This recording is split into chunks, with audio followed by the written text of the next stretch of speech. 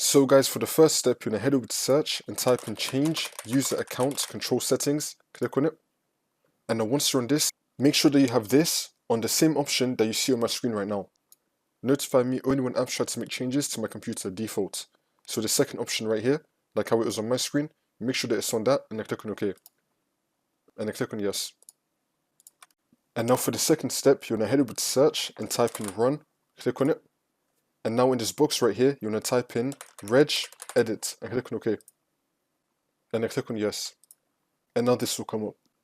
And now once we're here, you can follow everything I'll be doing up here. So first you want to expand HK local machine, and then you want to expand software, and then you want to expand Microsoft, and now you want to scroll down and expand Windows.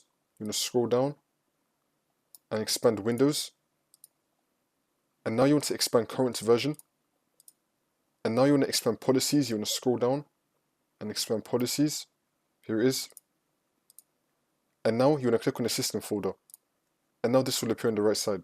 And then once you're on this, you should have something that's called filter administrator token. If you do not see it in this list, then you want to right click on the blank space, and then click on new, and then click on dword 32-bit value.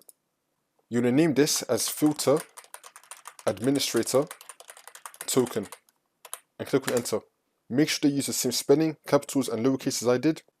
And then once you have this, you want to double click on it, change the value data to 1, and then click on OK.